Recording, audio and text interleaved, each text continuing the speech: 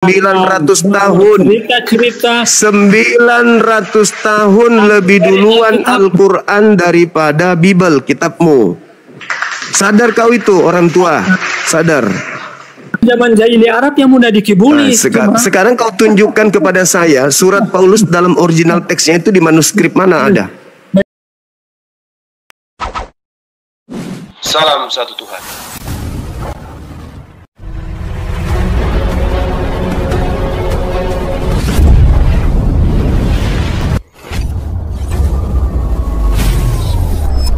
Ya, pengantar ini singkat para sahabat. Dukung semua ya sahabat-sahabat kita channel Densa News Muslim. Di like, di subscribe, di share sebanyak mungkin untuk supaya mencegah sahabat-sahabat kita di luar sana Tidak terpengaruh terhadap pemurtadan. Semoga Allah memberikan selalu sikap istiqamah. Salam satu Tuhan, Allahu Akbar. Ya memang. Ya, dia udah kena ngotot, menuduh, memfitnah, tapi blow on.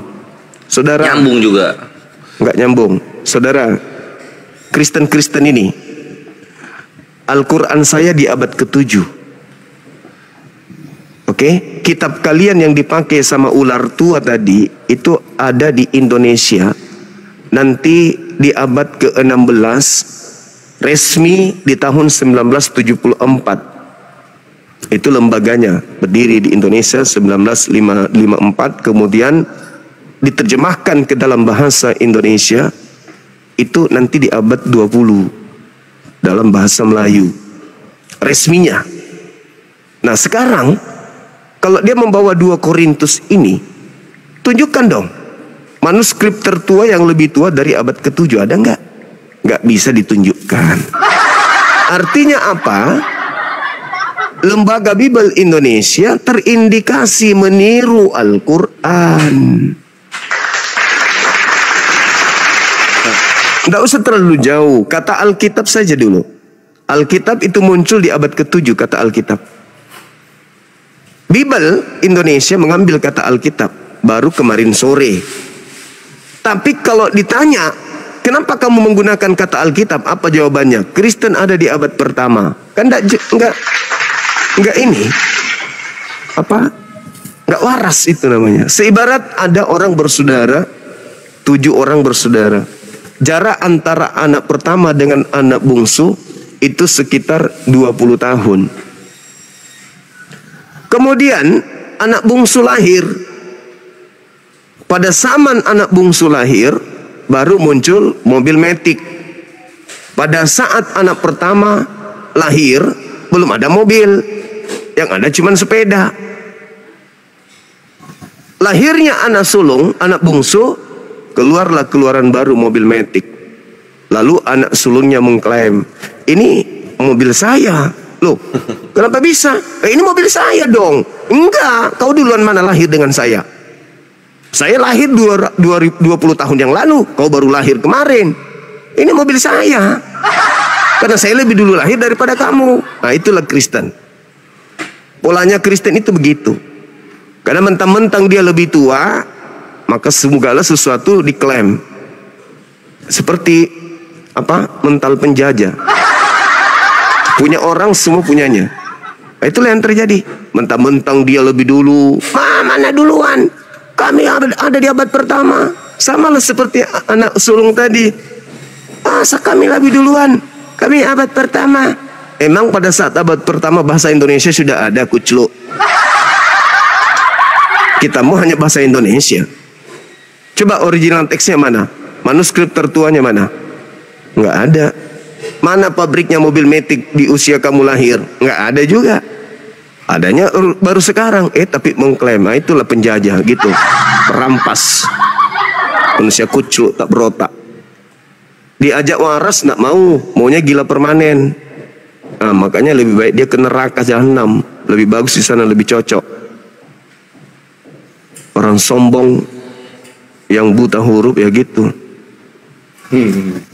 Nah ini Guruna, ini aku mau bongkar-bongkar dulu Takia Korintusnya dia gitu. Ketika dia bilang di 1 Korintus 2 itu Paulus yang bilang ya. Ini kawan-kawan pembelajaran bagi kalian bagaimana mereka bertakia Korintus dalam rangka penginjilan gitu.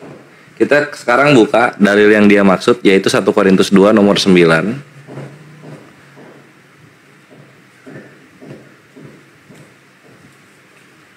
Nah gini. Jadi Nabi dalam hadis pernah berkata, surga itu seperti apa yang tidak pernah dilihat oleh mata dan tidak pernah didengar oleh telinga dan yang tidak pernah timbul di dalam hati manusia, kan seperti itu.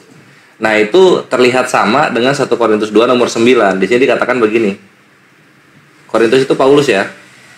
Tunggu, HP gue tahun 98 belinya, jadi loading fokusnya lama, bentar ya.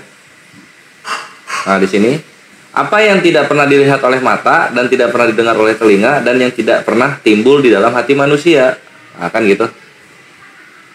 1 Korintus 2:9. Tapi siapa tadi? Si Ferry Sawah itu dia menghilangkan yang ini nih. Tetapi seperti ada tertulis. Jadi Paulus itu ngutip apa nih? Ngutip hadis atau ngutip yang lain?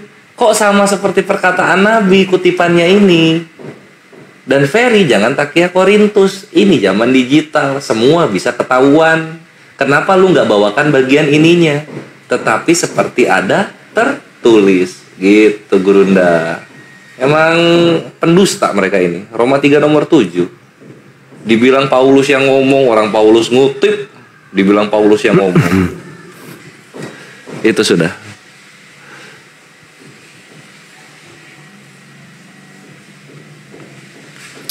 Yuk berikutnya yang mau coba bohong-bohong. Siap. Yang mau coba bohong-bohong depan kami, ayo coba naik. Iya, selamat siang. Dari Kristen atau Katolik? Kristen, Protestan. Oke, mantap. Siap. Bisa dijawab mengenai dua Kristus ini? Silahkan. Dengan Bang Juma. Dia mau tanya Iya. Bang Juma ini. Loh, nanya dia. Gimana Gurunda? Nanya atau langsung bahas topik? Iya, topiknya Bang. Nanya. Topiknya. Topik Bang, topik. Hah? Topik dia begini. Kenapa itu kau baca Bible, kami punya kitab itu kau kasih lain-lain dia punya, kau tukar-tukar dia punya ayat. Kenapa itu begitu? Mana dalilnya Bang? Itu kerjaan Lembaga Bible Indonesia. Saya malah meluruskan. Keluaran ayat Keluaran 23 ayat 7 sampai 8. Itu kalian yang merubahnya, bukan saya. Itu kalian yang merubah. Hai, ini suara Abang Juma ini, Abang Juma. Iya, betul-betul. Iya, saya tahu. Itu video saya itu 3 jam lebih itu, tapi dipotong bagian itu saja untuk membodohi sesama Kristen. Kristen yang memotong-motong video saya untuk membodohi kalian. Gitu Scarpiosa. Harus mendapatkan dirimu dari perkara-perkara dusta. Iya. Kenapa begitu? Sekarang begini, kutanya dulu samamu. Yesus itu orang benar atau orang salah? Orang yang benar harus kau sebab Tuhan. Itu kamu ditanya itu pertanyaan. Yesus itu orang benar atau orang salah? Kutanya dulu. Memperbodohkan ramai orang Islam. Yesus itu orang benar atau orang salah? Jawab dulu dong. Orang benar. Orang benar. Menurut dalil tadi, orang benar harus kau bunuh. Atau orang benar jangan kau bunuh.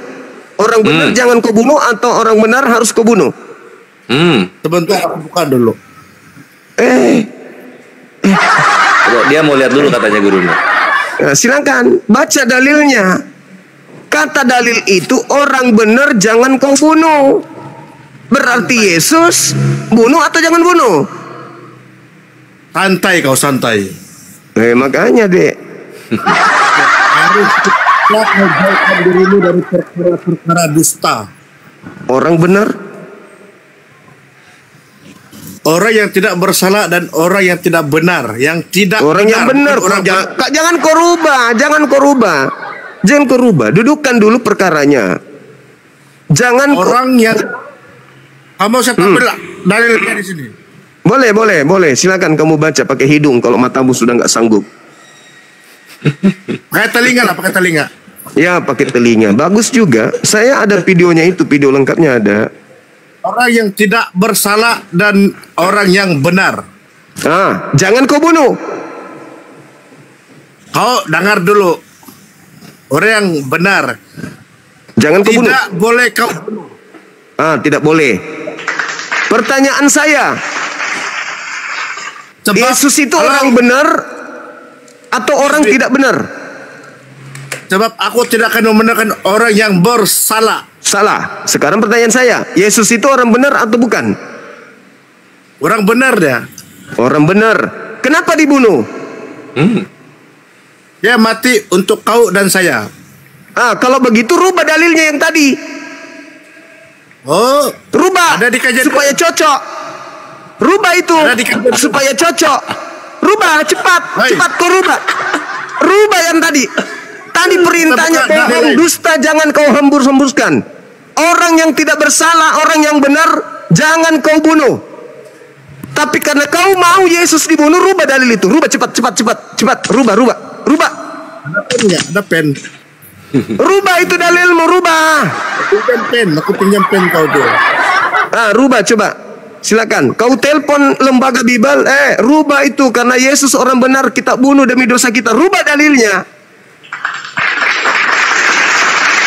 Kalian yang merubah dalil, bukan saya. Saya Santai. mengatakan Oh, kalau agama Kristen itu benar, maka dalil ini harus dirubah. Jadi bunyinya harus kayak begini. Tapi karena Kristen itu melanggar firman Tuhan, maka agama Kristen itu harus bubar. Harus.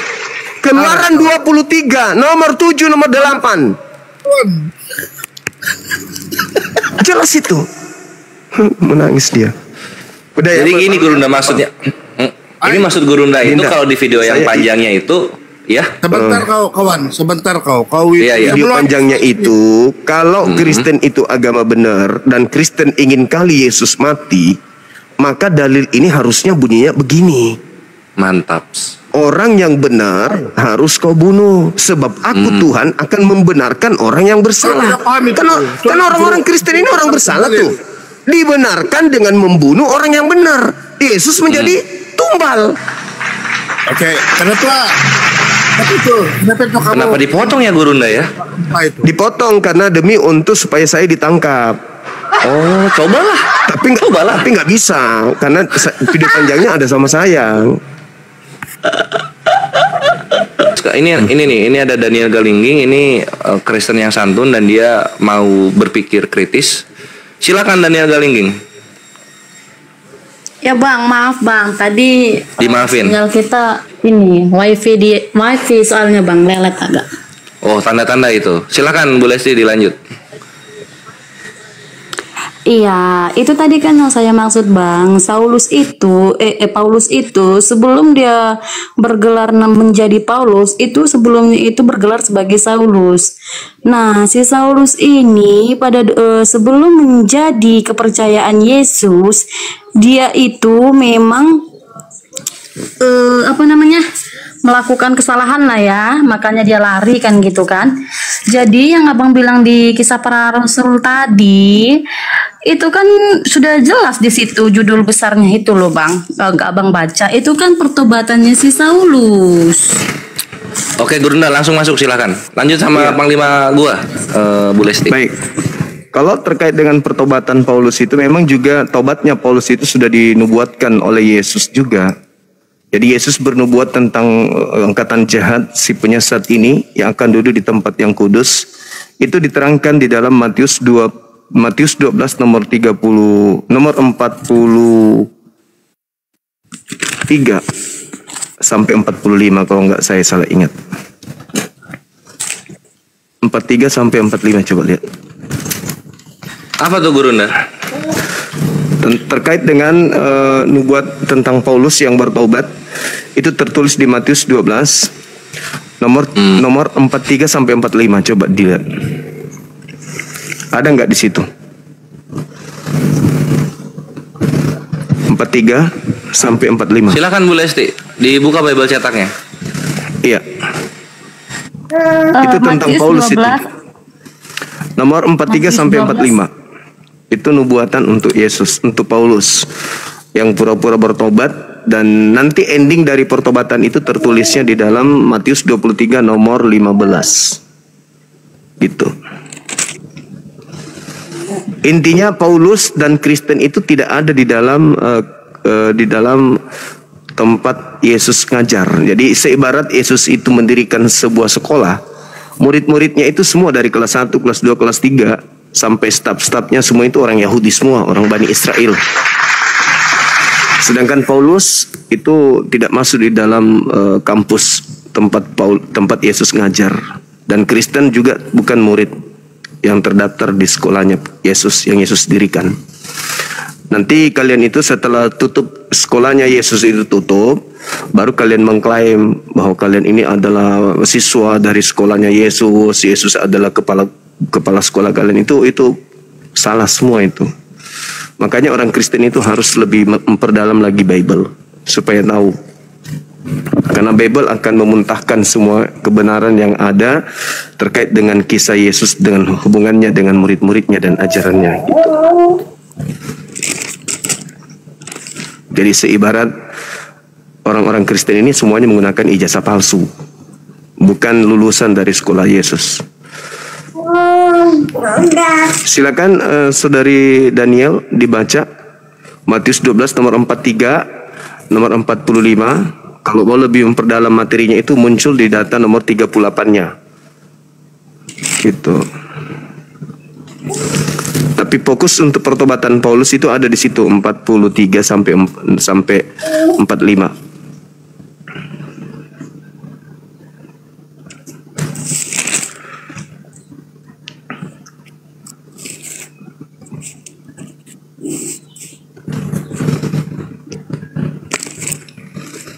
Dinda Kores mau ibadah dulu deh.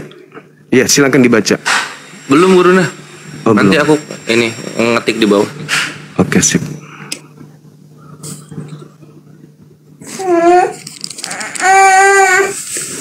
Iya, Matius 12 ayat 43 itu kembalinya roh jahat maksudnya Bapak ya. Iya, kembalinya roh jahat kepada Paulus. Kalau mau tahu itu adalah Paulus atau bukan, baca nomor 38-nya. Itu berbicara mengenai orang-orang Farisi, ahli Taurat, yang minta satu tanda kepada Yesus, dan Yesus memberikan tanda anak manusia akan bangkit pada hari ketiga, dan ini menjadi simbol ajaran Paulus. Makanya Yesus itu disebut sebagai orang, menyebut Paulus ini sebagai angkatan jahat, dan menyebut Paulus ini sebagai orang Farisi. Coba Anda baca baik-baik. Karena kalau saya tanya, siapa orang Farisi dari ahli Taurat yang mengajarkan bangkitnya anak manusia pada hari ketiga, yang kemudian tadinya melakukan kemaksiatan, menganiaya murid-murid Yesus, lalu mengatakan dirinya bertobat. Setelah bertobat ternyata dia bukannya lebih baik, malah 2 kali lebih jahat daripada sebelumnya. Kenapa? Kalau kejahatan pertamanya, kejahatan membunuh fisik, kejahatan keduanya adalah membunuh akal, membunuh rohani manusia. Itulah dia Paulus. Paulus ini membunuh jasad, lalu bertobat, habis itu dia membunuh akal. Di mana dia membunuh akal? Boleh baca di dalam 1 Korintus 1 nomor 19. Tapi dalami dulu yang tadi Matius 12 ini nomor 43 sampai 45.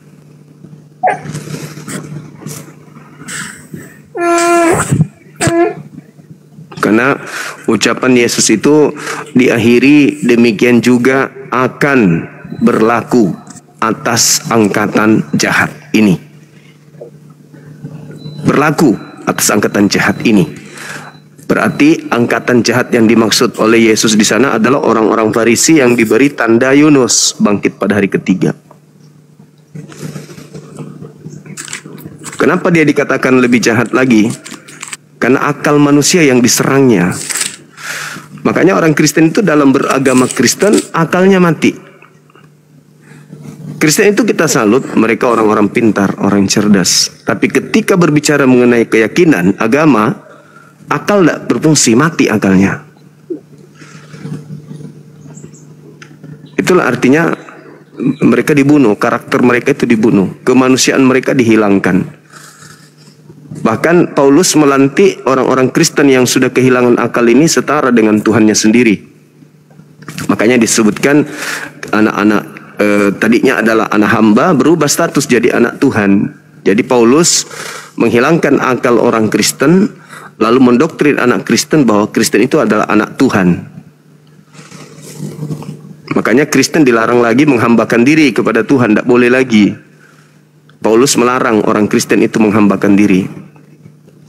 Di mana dalilnya? Galatia 2:21, Galatia 5 nomor 4, Galatia 3 nomor 26, nomor 27. Paulus melarang orang Kristen menghambakan diri, tidak boleh. Karena kalian bukan lagi hamba, bukan anak-anak hamba, melainkan kalian adalah anak-anak Tuhan. Kalian adalah pewaris Tuhan. Ya, kalau pewaris Tuhan berarti Tuhan.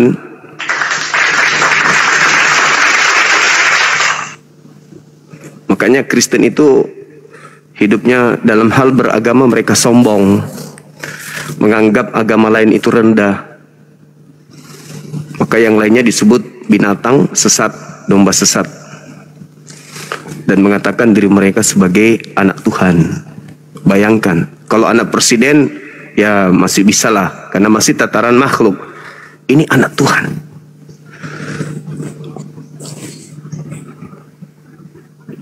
Anak Tuhan itu kedudukannya bukan lagi di bumi, kedudukannya di langit, di tahta yang paling tinggi. Itulah kesombongan yang dimiliki oleh orang-orang Kristen. Malah lebih sombong dari iblis. Kalau iblis itu masih mengakui adanya Tuhan. Kalau Kristen mulut mengakui adanya Tuhan, tapi yang mereka sembah adalah makhluk padang gurun yang mengaku Kristus. Kalau mereka menyebut Bapa itu hanya karena ada kitabnya Yahudi di dalam agamanya, mereka ambil terjemahannya. Tapi sejatinya yang mereka jadikan Bapa itu Paulus, yang mengajarkan tentang Tuhannya Kristen, yaitu Kristus. Kenapa Kristen ini disebut Kristen? Karena mereka ini adalah pengikut Kristus. Siapa Kristus yang mereka ikuti Kristen ini? Kristus yang Kristen ikuti adalah Kristus yang datang di padang gurun kepada Paulus. Kristus yang bukan manusia.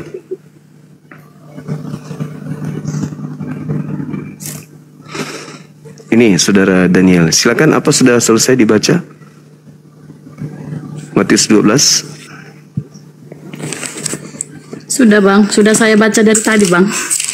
Oh sudah. Terus kesimpulannya, angkatan jahat ini, orang Farisi ini yang tadinya bertobat, kemudian setelah bertobat iblisnya keluar, iblisnya mencari tempat di padang pasir, padang gurun, tidak menemukan tempat untuk persinggahan. Lalu iblisnya kembali kepada orang yang bertobat. Setelah dia temukan orang bertobat ini, dia kembali keluar mencari 7 roh jahat yang lainnya. Lalu masuk kembali ke orang yang bertobat tadi. Maka apa kata Yesus? Orang ini keadaannya jauh lebih buruk dari keadaannya yang semula. Kalau keadaannya semula membunuh jasad, keadaannya yang lebih buruk itu adalah membunuh akal. Membunuh akal. Makanya untuk menjadi Kristen itu akal harus dipensiunkan. Sadar enggak saudari saya ini, untuk menjadi Kristen akal tidak boleh dipakai. Sebagaimana misi Paulus di dalam 1 Korintus 1:19. Sadar enggak bahwa untuk menjadi Kristen akal harus dimatikan? Contoh, ketika adik saya ini, saudari saya ini punya anak yang sudah bisa bicara, tiba-tiba melihat dan menunjuk gambar Yesus atau patung Yesus di dinding. Saudari ditanya sama anak kecil, itu foto siapa mama? Si mama akan menjawab, itu foto Tuhan kita. Itu masuk tidak di akal? Kalau itu adalah foto Tuhan, pasti tidak masuk akal. Tapi kenapa dipercayai? Ya karena itu tadi, akal dipensiunkan. Kapan akal yang bertumbuh dalam proses beriman, maka orang akan tinggalkan Kristen. Karena dari aspek awal pondasi saja udah keliru, udah bukan keliru ya, sudah bertentangan dengan akal. Nah mungkin keliru lah namanya ya, karena tidak sesuai dengan akal lagi. Sehingga anak ini terdoktrin, oh ini Tuhan saya fotonya. Artinya Tuhannya Kristen itu ya makhluk. Masuk akal enggak itu? Enggak masuk akal. Tapi kenapa orang Kristen percaya? Ya karena akal pensiun. Kalau akal dipakai, orang berlomba-lomba keluar dari Kristen. Andai akal dipakai ketika hadir pada zaman Maria mengandung, saban hari Maria semakin besar perutnya. Lalu ditanya, ini anak siapa? Ini anak Tuhan. Anak Tuhan. Akal bisa terima? Nggak bisa. Lalu begitu dia keluar, Anda melahirkan Tuhan atau melahirkan manusia? Orang Kristen tentu akan mengatakan melahirkan Tuhan yang inkarnasi menjadi manusia. Akal bisa terima? Nggak bisa terima. Yang kamu gendong itu siapa, Maria? Yang kau tetein itu siapa? Tuhan kita. Bisa diterima? Nggak bisa. Itu di rumah Maria kok ada suara anak kecil nangis, itu siapa? Itu Tuhan kita. Sekarang Maria ada anak ya kan ya? Iya. Ku tengok di rumahnya ada anak bayi. Suaminya siapa? Nggak ada suaminya. Lalu, oh dia melahirkan Tuhan kita. Bisa nggak diterima ini? Nggak bisa. Maka syarat untuk menjadi Kristen dan syarat untuk bertahan menjadi Kristen, akal harus pensiun dini. Gak bisa tidak pensiun dini. Itu yang gondrong itu, yang duduk di tengah-tengah itu sama teman-temannya. Itu siapa itu? Itu Yesus. Siapa, orang dari mana dia? Oh itu Tuhan kita. Bisa diterima. Yang tidur itu di perahu itu siapa? Kok murid-muridnya pada ketakutan, dia santai kali. Oh yang tidur itu Tuhan kita. Apa bisa diterima akal? Nggak bisa. Makanya Barat gereja kosong.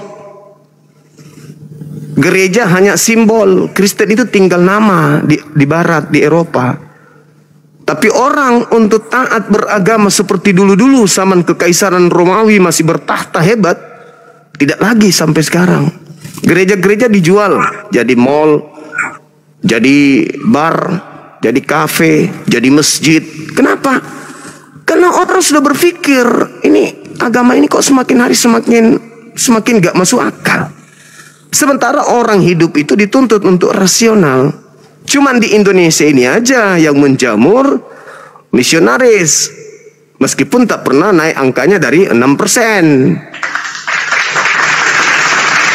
Tapi kalau di luar sana, orang sudah tinggalkan gereja, orang sudah tinggalkan Bible, karena sudah tidak masuk akal mereka. Cuman di Indonesia ini, sekali lagi saya katakan, orang Kristennya sok-sokan, sok cantik, misionarisnya sok cantik. Tapi di Barat, tempat Kristen berasal, itu sudah sepi. Misionaris tidak bekerja lagi di sana. Misionaris hanya menjadikan Indonesia sebagai sasaran empuk. Kenapa? Karena kebanyakan orang Indonesia, kalau barang dari luar, itu mereka cenderung pilih daripada asli buatan Indonesia. Contoh misalnya ada tas kulit bekas dari luar negeri, mereka lebih pilih daripada merek Indonesia asli. Meskipun jauh lebih bagus merek Indonesia, tapi mereka lebih cenderung pilih yang luar negeri punya meskipun bekas. Nah inilah orang-orang yang memilih agama yang sudah tidak dianut lagi, maksudnya sudah tidak dilakoni lagi di dunia luar, gitu. Jadi ya saatnya teman-teman Kristen ini berbenah. Pahami Bible itu baik-baik. Kenapa Bible itu ditinggal di Barat, tapi kok kita di Indonesia justru melawan isi Bible kita sendiri, kan gitu. Jadi untuk menjadi seorang Kristen, sekali lagi, wajib hukumnya otak itu pensiun. Gak bisa kalau pakai otak. Makanya Kristen itu kenapa jauh dari Bible? Karena Kristen itu orang pintar, Kristen itu orang yang punya akal, kecerdasan, tingkat intelijensi yang tinggi. Begitu baca Bible tidak sesuai, tutup, simpan di lemari. Hari Minggu baru ke gereja, pergi nyanyi-nyanyi dan seterusnya. Nah, seperti itu, Saudari Daniel. Itulah keadaan yang ada sekarang ini di dunia. Saya nggak tahu kalau di Pluto ya, atau di Mars. Mana tahu Kristennya di sana lebih hebat lagi daripada di dunia ini, di bumi maksudku. Oke, mungkin mau ditanggapi data yang saya sajikan tadi, Matius 12 nomor 43 sampai 45. Ini Bang, saya mau menanggapi tentang 1 Korintus 19 yang Abang bilang tadi. Saya ketawa sih sebenarnya. Iya, silakan. Kalau yang Abang bilang tentang perikop 1 Korintus 19 itu kita tengok sekali lagi ya Bang, kalau kita bicara tentang perikop ini, kita melihat itu judul besarnya itu hikmat Allah dan hikmat manusia. Dan di sini silakan. ya, di sini diperintahkan karena ada tertulis, aku akan membinasakan hikmat orang-orang berhikmat dan kearifan orang-orang bijak akan kulenyapkan. Itu kan maksud Abang. Itu adalah hikmat manusia, Bang. Ya. Di manakah orang yang berhikmat? Di manakah ahli Taurat? Itu yang Abang tentang mungkinnya sampai seterusnya. Di manakah pembantah dari dunia ini? Bukankah Allah telah membuat hikmat di dunia ini menjadi kebodohan? Itulah yang didasarkan dari hikmat manusia. Tapi kalau kita lihat ya, hikmat yang benar itu di 1 Korintus 2 kita lanjutkan di ayat yang ke-14 itu adalah yang paling penting Bang ya. Tetapi manusia duniawi tidak menerima, manusia duniawi berarti kita ya Bang, tidak menerima apa yang berasal dari roh Allah, karena hal itu baginya adalah suatu kebodohan dan itu sama sebagai orang Islam ya Bang.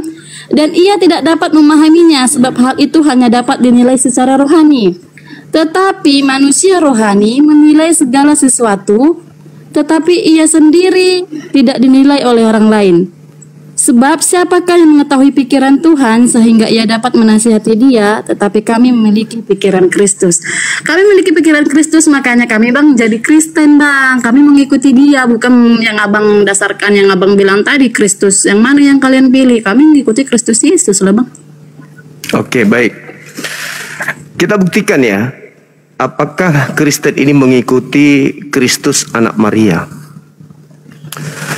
Di dalam Matius 24 nomor 17, 18, Matius 28 maksud saya, ketika makhluk ini keluar dari goa kubur, murid-muridnya ragu dan tidak percaya.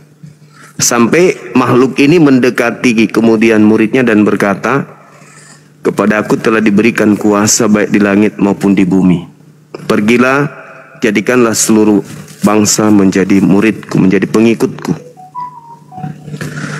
Makhluk ini mengaku diberi kuasa. Yesus selama Matius 28. Yesus 17, 18, 19 sampai 20. Yesus itu tidak pernah menerima kuasa Yesusnya. Yesus tidak pernah mengatakan aku telah menerima kuasa. Gak ada itu ucapan Yesus. Gak pernah Yesus ucapkan itu. Ada kesempatan di mana dia menerima kuasa dari kekuatan roh gelap ketika dia dicobai di Lukas 4 nomor 1, 2, 3, 4, 5, 6 sampai nomor 13. Di situ Yesus dicobai sama sang penguasa dunia, yaitu iblis. Iblis mengatakan kepada Yesus anak Maria, Yesus, kalau kau menyembah aku, menuhankan aku, maka segala kuasa dunia akan aku berikan kepadamu. Sebab aku berkuasa memberikan kepada siapapun yang aku kehendaki. Pertanyaannya, apakah Yesus menerima kuasa dunia? Tidak. Beliau menolak kuasa dunia. Yesus menolak kuasa tersebut. Habis cerita. Di data 13-nya dikatakan iblis mundur dari Yesus dan menunggu waktu yang baik, waktu yang tepat. Artinya iblis ini memantau terus pergerakan Yesus dan pengikut-pengikutnya. Nah, Yesus tidak menerima. Yesus menolak kuasa dunia itu. Sampai pada akhirnya ada orang yang disalibkan, orang yang mati terkutuk, dikutuk oleh Elohim, disalib, mati, dikutuk oleh Elohim. Keluar dari kubur, mengaku, kepadaku telah diberi kuasa. Nah, di sini mulai. Kata Yesus, waspadalah kepada penyesat yang datang kepadamu dengan memakai namaku dan berkata, akulah Kristus, penyesat. Disitulah mulai makhluk ini mengaku-ngaku kemudian Yesus Kristus. Kepadaku telah diberi kuasa, pergilah ke seluruh bangsa, jadikanlah seluruh bangsa menjadi muridku. Di mana endingnya? Supaya kita tahu bahwa yang keluar dari kubur ini bukan Yesus anak Maria. Endingnya di data nomor 20. Dan ajarlah mereka melakukan segala perintah yang telah kuperintahkan kepadamu, dan aku akan menyertaimu sampai akhir zaman. Coba kita lihat agama Kristen untuk membuktikan bahwa apakah itu Yesus asli atau Yesus palsu. Kristen ibadah minggu. Ada perintah Yesus anak Maria? Nggak ada. Kristen makan babi. Ada perintah Yesus anak Maria? Nggak ada. Kristen tidak bersunat. Ada Kristen anak Maria? Nggak ada. Kristen meninggalkan hukum Taurat. Ada perintah Yesus? Nggak ada. Kristen ke gereja. Ada perintah Yesus? Nggak ada. Kristen menyembah Yesus Kristus. Ada perintah Yesus? Nggak ada. Lalu perintah siapa yang dijalankan oleh Kristen ini? Menyembah Yesus, ibadah minggu, makan babi, tidak bersunat. Itu perintah siapa? Perintah makhluk roh yang membisikkan diri-diri Kristen, yang Kristen tutup-tutupi dengan mengatasnamakan Roh Kudus. Itulah dia yang datang kepada Kristen, yang membimbing Kristen menyebut Yesus Tuhan, bernubuat, mengusir setan, bermujizat pakai nama Yesus. Sedangkan Yesus anak Maria tidak pernah mengajarkan murid-muridnya ibadah minggu. Menyembah Yesus itu tidak pernah Yesus ajarkan. Makan babi, tidak bersunat, tinggalkan hukum Taurat, itu Yesus tidak pernah ajarkan. Lalu Yesus mana yang mengajarkan kemudian Kristen menjadi Kristen? Yesus yang keluar dari kubur, yang bukanlah anak Maria. Itu yang kalian ikuti. Itulah yang kalian ikuti. Makanya Paulus sadar. Makanya dia menulis dalam 2 Korintus 11 nomor 4. Paulus sendiri mengakui bahwa ada Yesus lain selain dari Yesus yang dia beritakan. Paulus sadar itu, kalau ada Yesus lain. Dan juga Yesus sadar kalau akan ada Yesus lain. Matius 24 nomor 23, 24, 25, 26. Yesus sadar akan adanya Yesus lain. Paulus sadar kalau adanya Yesus lain. Berarti masing-masing dua tokoh ini mengajarkan bahwa ada dua Yesus. Sekarang Kristen dengan pola keagamaannya menyembah Yesus, makan babi, makan asu, makan ini, makan itu, makan ini, ibadah minggu, menyembah kepada Kristus. Itu ajaran siapa? Ajaran anak Maria? Oh tidak.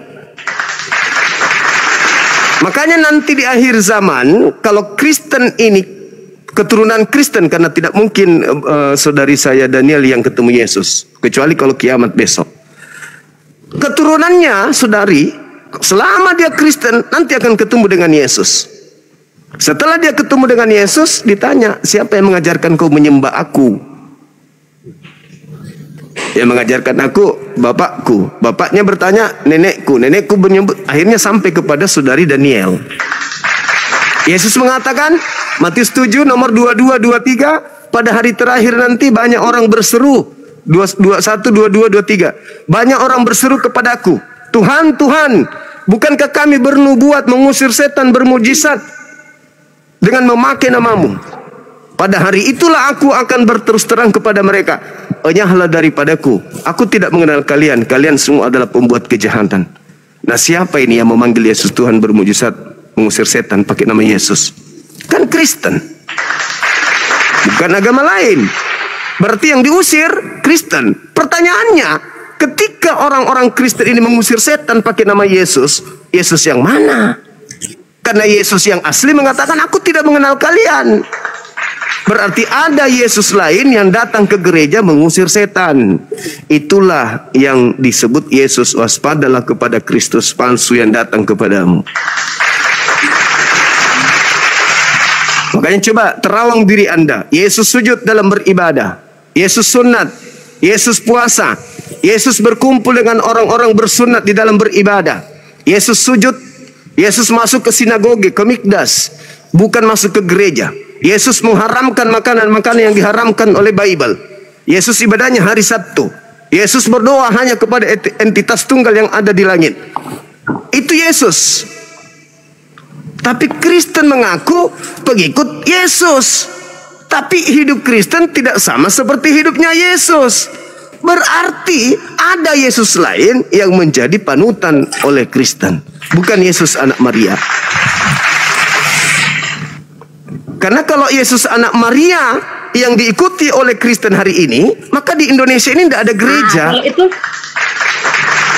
Yang ada di Indonesia ini adalah sinagoge, bait suci atau bait El. Kenapa kami kayak gini, Bang? Ya, silakan. Gini, Bang. Kenapa kami sekarang ini tidak sunat dan Yesus itu dulunya sunat? Gini, pada saat zamannya Yesus, ya kan? Itu kan sunat itu kan tujuannya untuk membersihkan diri.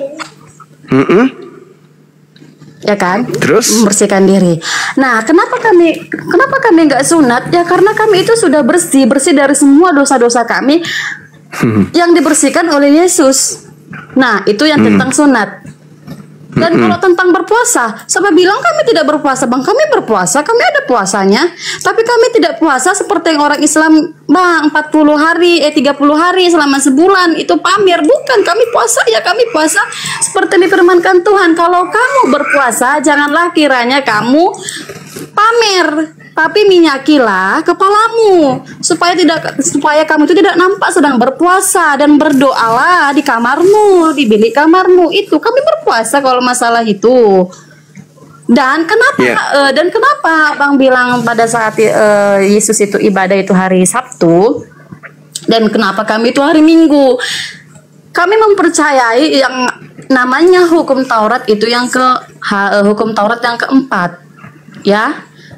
Ingat dan sucikanlah hari yang dikuduskannya itu, dan yang hari yang dikuduskannya itu adalah hari ketujuh, di mana Allah berhenti bekerja untuk menciptakan semesta alam ini termasuk kita manusia itu di hari ketujuh.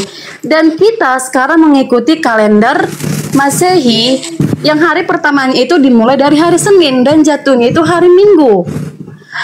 Dan untuk orang Yahudi itu dimulai dari hari Minggu, makanya jatuh ke tepat pada hari ketujuh itu di hari Sabtu. Itulah makanya orang Yahudi beribadah di hari Sabtu. Di sini kenapa hari Minggu? Karena kita udah mengikuti kalender Masehi. Oke, udah. Kita mengikuti kalender Juli yang baru. Itu makanya, Bang, kalau masalah itu yang Abang tanya. Oke, saudari, Bible Anda sendiri yang mengatakan dalam 1 Yohanes 2 nomor 6, barang siapa yang mengaku pengikut Kristus ada di dalam dirinya, maka dia wajib hidup sebagaimana Yesus hidup. Itu bermakna, Bang. Itu bermaksud, ya saya mengerti yang Abang bilang. Itu bermaksud. Di situ ada 1 Yohanes berapa Bang bilang tadi? 1 Yohanes 2.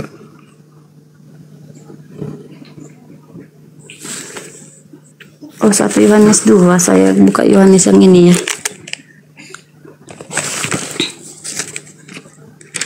Satu Yohanes 2 ayat 6. Rasa mengatakan bahwa ada di dalam dia, ia wajib hidup sama seperti Kristus telah hidup. Ya memang benar, Bang. Karena kita ini hidup seperti Yesus, yaitu saling mengasihi antar sesama kita. Bukan begitu maksudnya. Jadi kalau hidup sama seperti Yesus hidup, Yesus mempraktekkan kemudian di dalam Yohanes 10 nomor 27. Aku mengenal muridku, muridku mengenal aku. Mereka mendengarkan suaraku dan mengikuti aku. mengikuti aku. Kalau berbicara mengenai puasa, puasa Yesus 40 hari 40 malam, apakah Anda ikuti?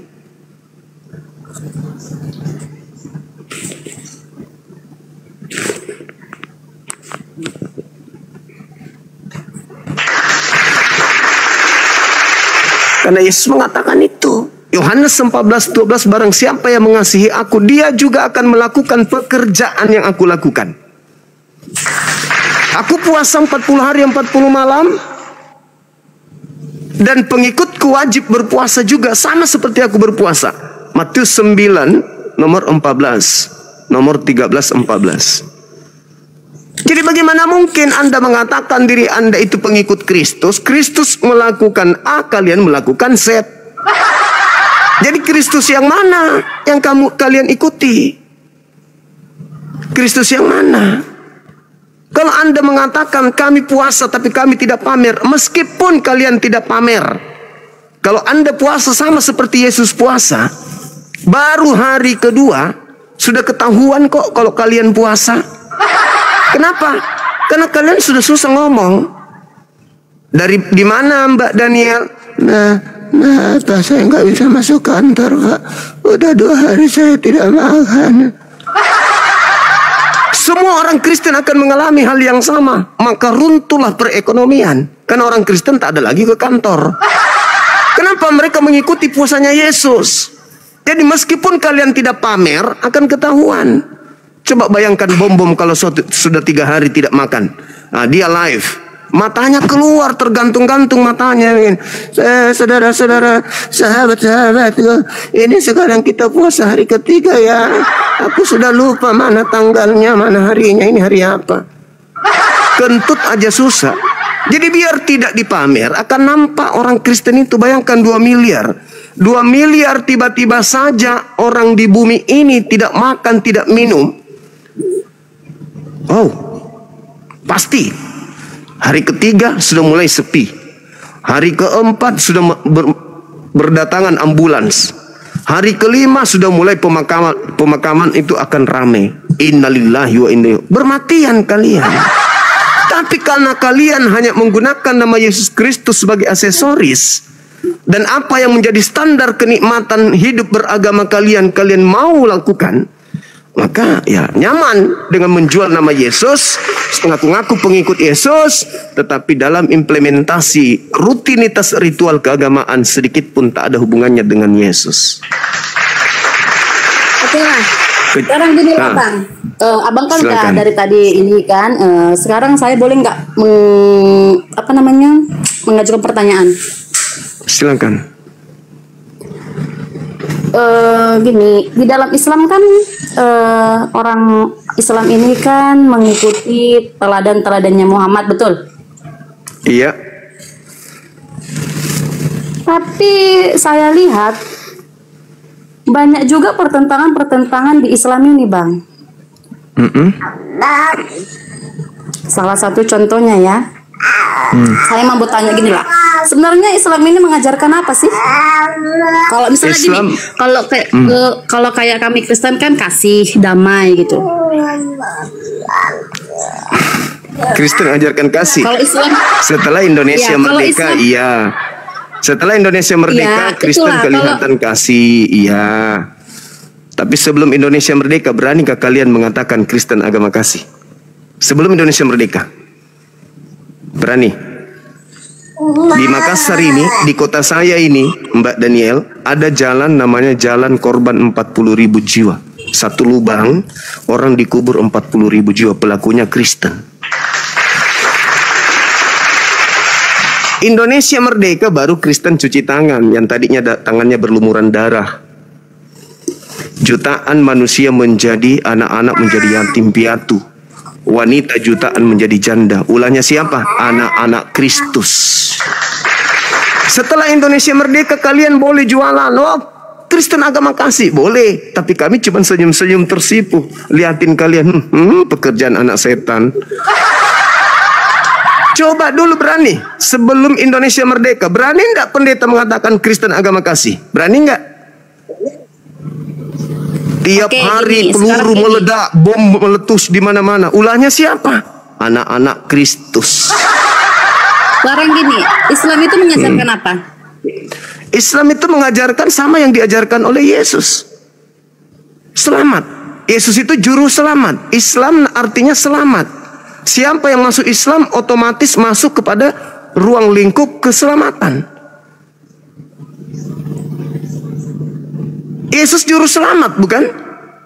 Aku tinggalkan damai sejahtera. Damai sejahtera itu Islam. Damai sejahteraku untuk kalian, Islamku untuk kalian. Salam. Bang, gini bang, kalau damai sejahtera untuk Islam, kenapa ya? Kenapa sampai sekarang banyak umat Islam banyak mengadakan kejahatan-kejahatan? Salah satu contoh yang terbesarnya di negara kita sendiri itu mengebom gereja-gereja. Kenapa? Kalau memang itu Islam itu damai, selamat, kenapa? Iya. Banyak. Tidak ada agama di atas muka bumi ini benar kalau Anda melihat dari oknumnya. Tak ada. Bom itu sama sabar. seperti yang abang bilang tadi. Sama yang seperti abang bilang tadi. Kalau yang seperti yang abang bilang tadi, apa namanya, sebelum kemerdekaan yang melakukan apa tadi itu yang di kubur itu, yang di lubang itu orang Kristen. Orang Kristen pelakunya. Oh enggak, sama, itu perintah di dalam Bible.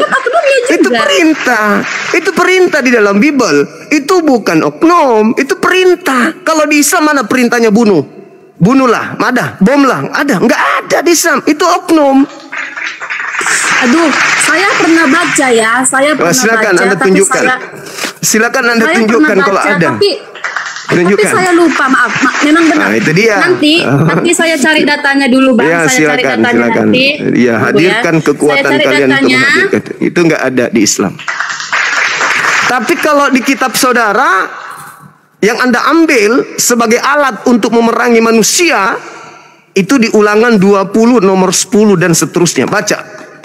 Apabila engkau mengepung mendatangi sebuah wilayah, ajaklah penduduknya untuk berdamai. Kalau dia menerima engkau berdamai, jadikanlah mereka budakmu, jadikanlah mereka pekerja rodi. Kalau berdamai. Tapi kalau dia tidak mau menerima perdamaian denganmu, kepunglah, bunuhlah semua apa yang ada di dalamnya. Itu yang diperintahkan dalam kitab yang kalian ambil dari agama Yahudi untuk kalian jadikan senjata untuk membunuh, hanguskan orang-orang di luar Kristen. Yang kedua, di dalam kitabmu Matius 28 yang tadi nomor 19, jadikanlah, itu perintah, itu amanat agung, sorry, agama agung, mahkamah agung atau apa namanya, Amsal Agung, Gurunda. Oh, Amsal Agung, bukan. Aduh, salah juga ya, apa? Astagfirullahaladzim. Amanat agung itu, aduh. Jadikan, itu perintah. Kalau kalian tidak menjadikan kami sebagai pengikut Kristus, kalian tidak menjalankan amanat agung. Siapa yang tidak menjalankan amanat agung, badosa jongana. Itu agama kalian. Jadi kalau Kristen mengajarkan agama kasih, aduh, saya mau muntah. Tidak ada kasih di Kristen itu, nggak ada. Nggak ada kasih di Kristen itu. Kasih yang mana? Bagi-bagi Indomie. Itu bagian daripada jadikanlah. Apa?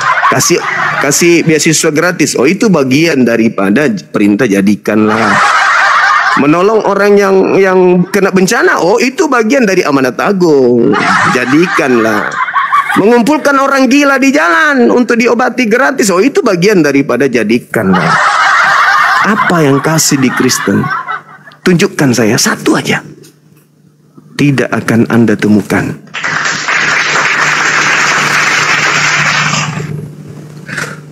Jadi, saudari, gimana yang saya? Gimana? Lupa ndak atau memang pura-pura ndak ingat? Kristen hadir di Nusantara itu. Macet pula lagi. Jangan macet. Kristen datang ke Nusantara itu karena melalui penjajahan.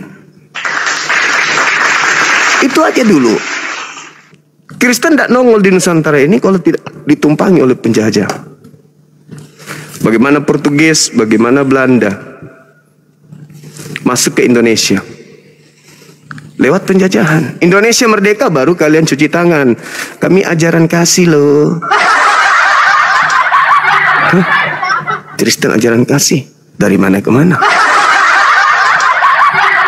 Nggak ada itu, Mbak. Jadi kembali aja ke tema bahwa Kristen ini adalah pengikut Kristus dan kami juga diajak untuk menjadi pengikut Kristus. Tapi sebelum kami masuk menjadi pengikut Kristus, terangkan dulu kepada kami siapa yang mengajarkan, Kristus mana yang mengajarkan menyembah dirinya. Itu dulu. Kristus Yesus, Bang. Di mana Yesus anak Maria mengajarkan menyembah dirinya? Ada. Bukan menyembah. Ikut, Lalu? mengikuti. Kalau ikut berarti menyembah Elohim. Bukan menyembah Kristus. Karena Elohim, saudara, kutumpuk semua gelar Elohim, tidak ada gelarnya Kristus. Tidak ada. Dan orang-orang Yahudi, penyembah Elohim tidak disebut pengikut Elohim. Kalian aja yang mengatakan pengikut tapi penyembah. Itu trik. Itu trik. Seakan-akan pengikut tetapi pentuhan. Kalian itu pentuhan Kristus, bukan pengikut. Begitu, saudari. Ya, memang kebenaran itu pahit, tapi ya mau tak mau harus kita sampaikan agar saudari ini bisa sedikit belajar tentang agama Kristen. Agama Kristen itu tidak ada hubungannya dengan kitabnya Yahudi. Sama sekali nggak ada hubungannya. Tapi lagi-lagi dipakai untuk menggenapi nubuatan Yakub di dalam Kejadian 49 nomor 27. Yakub memanggil anaknya Benyamin. Benyamin, sini. Aku mau meramalkan, aku mau menceritakan seperti apa kelakuanmu kelak, keturunanmu kelak. Laku keturunanmu itu nanti seperti serigala, merampas jarahan, habis itu membagikan hasil jarahan. Kejadian 49 nomor 27. Paulus di dalam Filipi 3 nomor 5 dia mengaku, aku adalah keturunan Benyamin. Keturunan Benyamin tadi Yakub ramalkan sebagai apa? Serigala. Yesus berkata dalam Matius 7:15, waspadalah kepada serigala yang nyamar domba, waspadalah kepada Paulus yang nyamar rasul. Dia merampas hukum Taurat lalu membagikan kepada yang bukan pemiliknya. Bukti di mana dia merampas Taurat lalu membagikan kepada yang bukan pemiliknya. Galatia 3 nomor 13.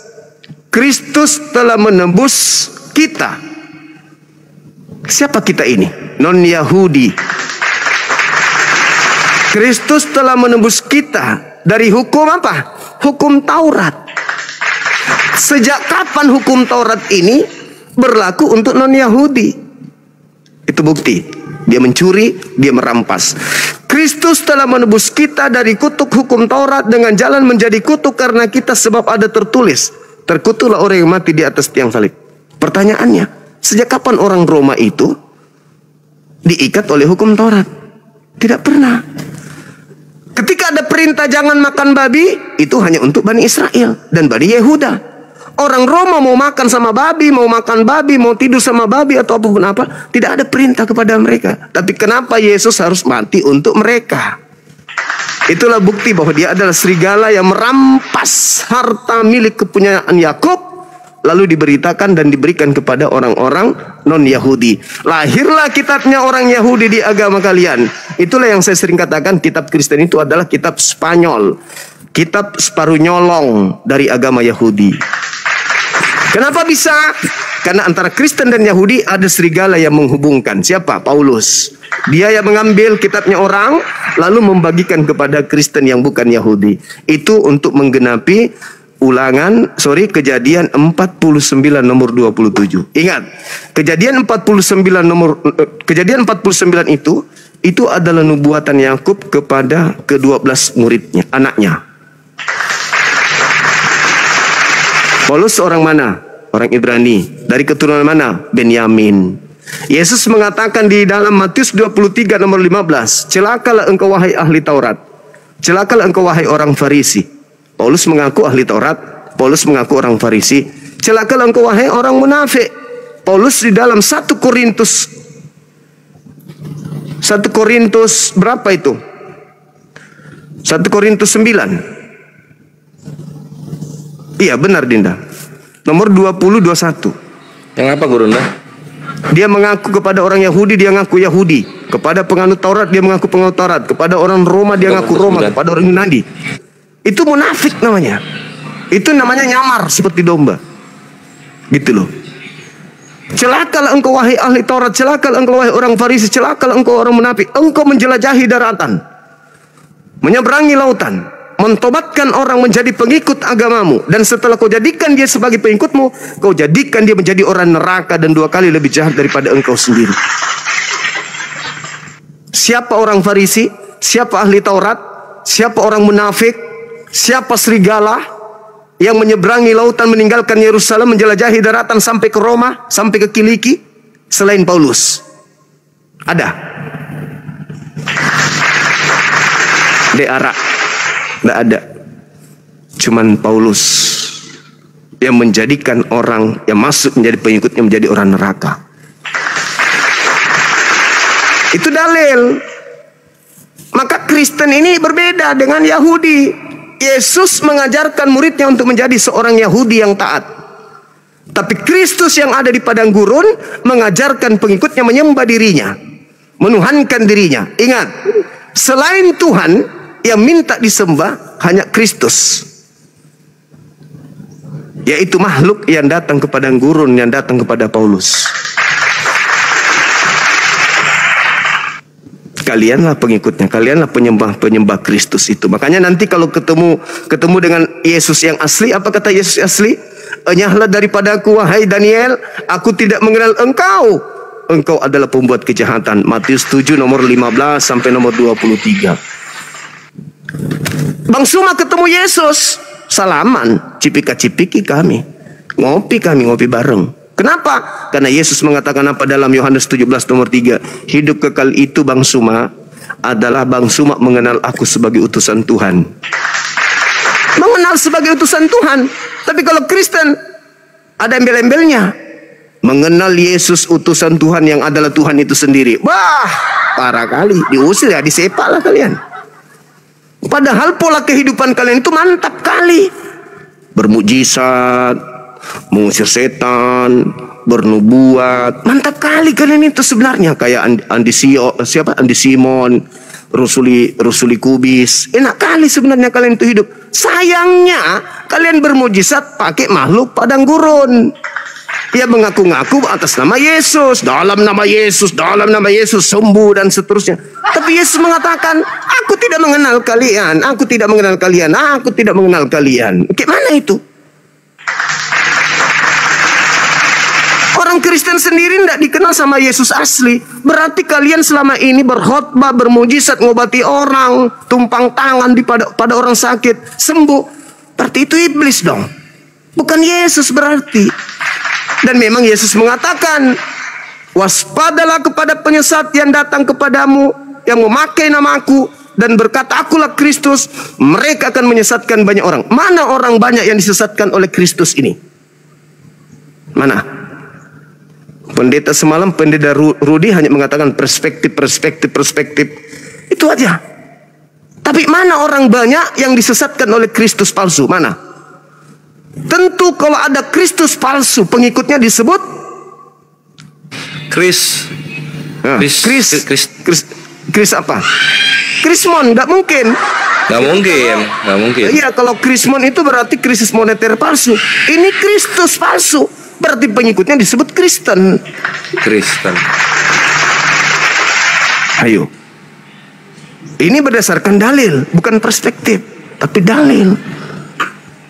Waspadalah agar kamu jangan disesatkan, sebab banyak orang akan datang memakai namaku. Siapa yang memakai nama Yesus? Itu dan si berkata, Paul itu. akulah Kristus. Siapa di luar Yahudi yang mengatakan Yesus itu Kristus? Islam atau Kristen? Itu Kristen. Kristen. Orang-orang itu mereka akan menyesatkan banyak orang. Nah, siapa yang menyesatkan banyak orang ini? Yang membawa nama Kristus. Islam atau Kristen? Kalau Islam jelas. Kristen lagi. Islam membawa nama Nabi yang mulia, baginda Rasul Muhammad sallallahu alaihi wasallam. Kalau Kristen, Pak, Kristen, Advent, Protestan, apalagi saksi Oneness, Katolik, semua membawa-bawa nama Yesus Kristus. Dan semakin hari semakin dia merebak ke bumi, semakin banyak orang yang disesatkan. Kalau bukan Kristen, izinkan saya tahu siapa orang banyak yang membawa-bawa nama Kristus selain Kristen. Adakah? orang ono. Itu data di Bible.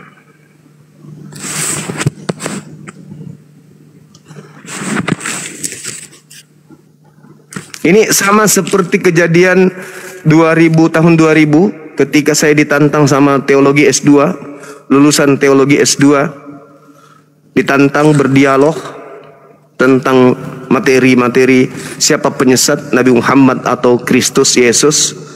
Saya di Mall MP dari jam 10 pagi. Kami datang jam 9, mallnya buka jam 10. Masuk kami di MP, kupikir apa dibawa, kantongan 2 tentengan. Yang dibawa buku pada saat dia semester 1, semester 2, semester 3, semester 4, semester 5, sampai semester 7. Akhirnya dia cum laude, kata dia. Tapi ku bilang, kenapa sampai semester 7? Kenapa nggak selesai? Oh, saya cum laude, langsung S2, teologi. Dia cuma kuliah 1,5 tahun, kata dia. Dapat titel S2, teologi. Diskusi dengan Bang Suma. Dia bawa buku 1 meja, saya tangan kosong. Buka sana, buka sini, buka sana, buka sini. Ujung-ujungnya menangis. Kenapa? Karena musuh terberat Kristen itu bukan Bang Suma, bukan Islam, tapi Bibelnya sendiri. Kenapa bisa terjadi? Karena ada kekosongan di situ. Kekosongan gimana, Bang Suma? Orang Kristen tidak diajarkan familiar dengan Bibelnya. Orang Kristen dipupuk dan dibesarkan bukan berdasarkan proses berpikir tentang isi Bible-nya. Orang Kristen menjadi pengikut Kristus hanya oleh karena doktrin dan dogma bapak-bapak gereja saja. Kenapa bapak-bapak gereja tidak mengajarkan isi Bible? Karena tujuan bapak-bapak gereja itu hanya fulus. Karena bapak-bapak gereja yang belajar menemukan bahwa lo semakin dibuka lo semakin dibuka lo. Kalau ini ku tinggalkan, kayak mana anak istriku? Nah, tutup aja ini Bible. Ambil data-data yang baik aja. Bapak-bapak, ibu-ibu, saudara-saudara, mari kita menyanyi dalam kasih Kristus. Haleluya, haleluya. Itu aja. Perpuluhan, ini sudah tanggal berapa bayar perpuluhan, ini tanggal berapa bayar perpuluhan. Itu. Sekolah minggu, apa yang diajarkan di sekolah minggu? Pendalaman materi Bible? Dasar-dasar pijakan bahasa Yunani, Ibrani? No. Mereka hanya diajarkan kemudian cerita-cerita. Center class, Natalan, Yesus minum anggur, Yesus menyulap air jadi anggur, orang buta berjalan dan seterusnya. Itu aja. Nyanyi-nyanyi diajarkan, itu sekolah minggu. Berbeda dengan anak-anak Islam. Diajarin betul-betul mengutui. Ini huruf alif, kasrah, tanda bawah bacanya I, fathah, tanda atas bacanya A, dhamma, hurufnya seperti ini bacanya U, kasratain, fathatain, dhammatain. Ini tanwin, ini sukun, ini tasydid, ini izhar, ini idgham, ini bilgunna. Itu diajarin sampai segitunya. Bukan hanya sebatas itu doang. Mereka diajarkan menghafal dari kata ke kata, dari huruf ke huruf, mat-mat bacaan. Artinya mereka diajarkan untuk membumikan Al-Quran di dalam tubuhnya. Itu Islam. Kenapa demikian? Karena percaya diri terhadap kitabnya. Maka cinta yang lahir adalah cinta terhadap Al-Quran, dan Al-Quran cinta kepada umatnya. Itulah yang dikatakan inna nahnu nazzalna zikra wa inna lahu lahafizun. Aku yang menjaga. Aku yang mewahyukan, aku yang menjaga. Maka Al-Quran dititipkan pada batin-batin setiap manusia Islam yang suci. Kalau Bible, tapi banyak kok, walaupun demikian tentang Quran yang harus dipelajari orang Islam, kan banyak orang Islam yang hanya diajarkan untuk mengenal hurufnya saja, tapi tidak mengenal artinya, tidak tahu artinya, apa artinya yang dibacanya itu. Banyak loh orang Islam yang tahu baca Al-Quran, ya benar abang bilang, diajarkan ininya kan, cara bacanya apa segala macam, tapi artinya mereka banyak yang tidak tahu loh. Paling tidak mereka sudah masuk ke dalam kendaraan menuju surga. Kenapa? Loh, bagaimana caranya dia membaca tapi tidak membaca tahu artinya? Quran itu, membaca Quran itu. Membaca Quran itu mendapatkan pahala. Satu huruf mendapatkan pahala, dua huruf mendapatkan pahala, dan seterusnya. Kenapa? Masa gini loh bang, gini loh bang. Kalau abang bilang cuma mendapatkan baca satu huruf itu mendapatkan pahala, apa cukup untuk membaca doang? Tidak cukup hanya membaca. Aneh. Masa cuma tidak membaca? cukup hanya membaca. Loh, tapi tadi kata abang. Tapi sudah dapat pahala. Tapi tadi kata abang mereka sudah membaca saja sudah dapat pahala. Oke. Orang Islam bisa membaca original teks. Sabar. Orang Islam bisa membaca original teks kitabnya. Orang Kristen bisa nggak? Memang tidak bisa kami membaca original teks kami, karena itulah keunikan kami. Karena apa? Itu kami keunikan. Itu keunikan. Bukan. Itu keunikan. Ya, itu kejujuran. Tidak bisa kami. membaca kitab sendiri, itu keunikan. Itu bukan ketertinggalan. Itu bukan ketertinggalan. Itu kelebihan. Gini loh, Bang. Tidak bisa membaca panduan hidup kayak gini nah. Ini panduan hidup kita dalam beragama. Tidak bisa kita baca, itu adalah sebuah kelebihan. Bukan kelebihan, tapi lalu memang apa? Memang udah. Lalu apa? Lalu apa namanya? Kalau kitab sendiri tidak bisa baca original teksnya, itu kelebihan atau kekurangan?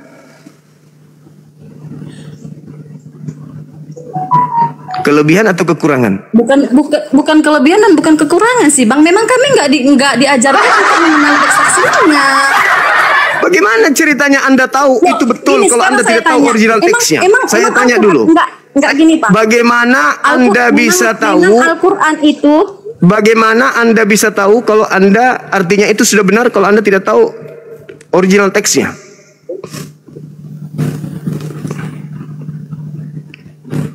Karena Ini, ada Bang, Kristus. sama seperti Al-Quran. Karena ada Kristus yang melayang-layang, yang masuk keluar masuk, yang kalian sebut Roh Kudus. Itu jawabannya kayak